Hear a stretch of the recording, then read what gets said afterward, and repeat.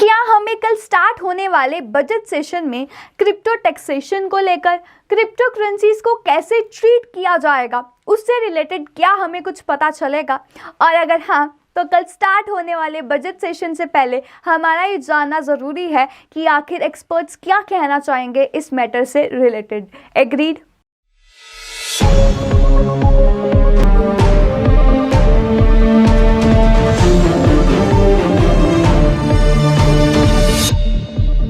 So hello everyone, welcome to crypto news powered by EasyFi #DoMoreWithDeFi।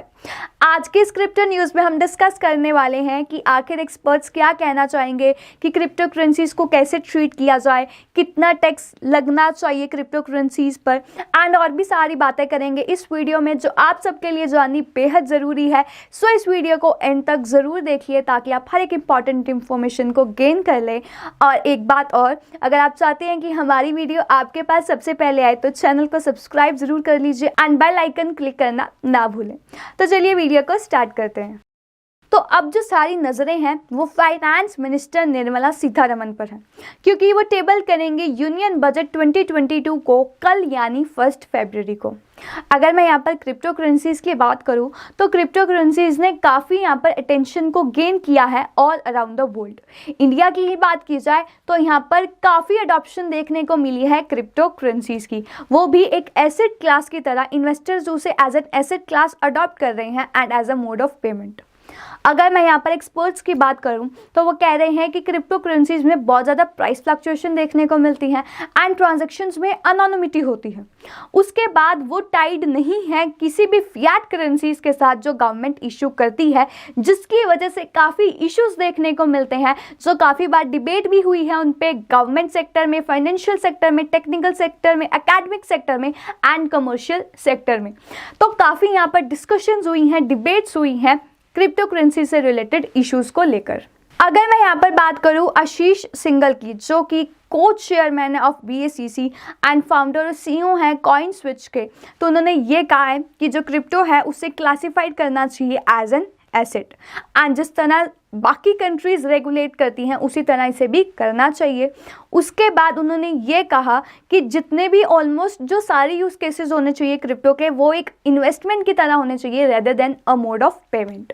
उन्होंने ये कहा कि इंडस्ट्री को बहुत ही ज़्यादा स्ट्रॉन्ग KYC चाहिए, एक बहुत ही ज़्यादा स्ट्रॉन्ग KYC प्रोसीजर चाहिए और ज़्यादा सिक्योरिटी के लिए। एंड उन्होंने ये कहा कि एक प्रॉपर रिपोर्टिंग स्ट्रक्चर होना चाहिए क्रिप्टो करेंसी के लिए, जिसमें मीन्स जो यहाँ पर सारा टेक ओवर करेगा, जिनके थ्रू यहाँ पर देखा जाएगा क्रिप्टो करेंसी को।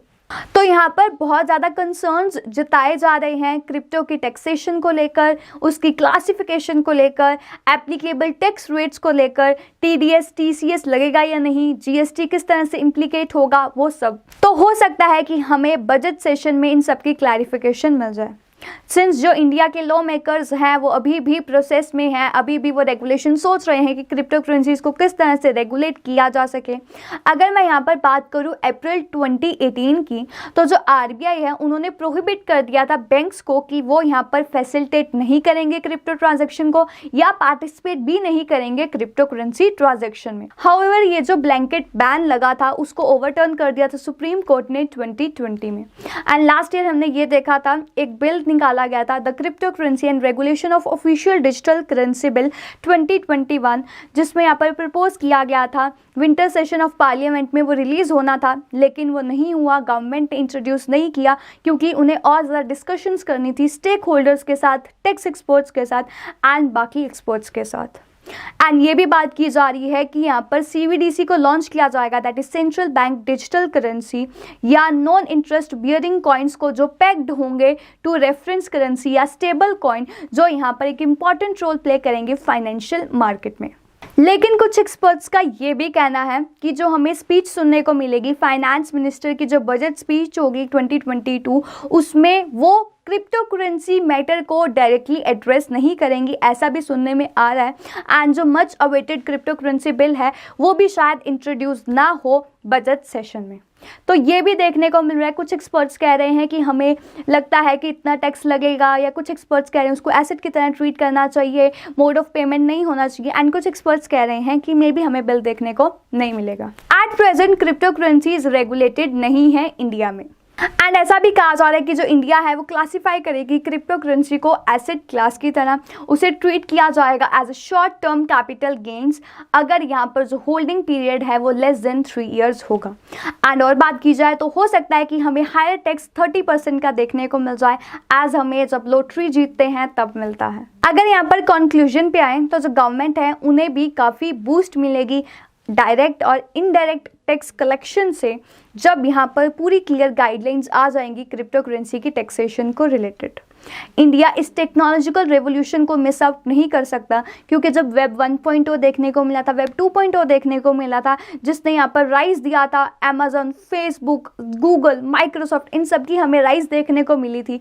तो हमने जब उस वेव को मिस कर दिया था, तो अब हमारा वेब 3.0 वेव को मिस करना नहीं बनता।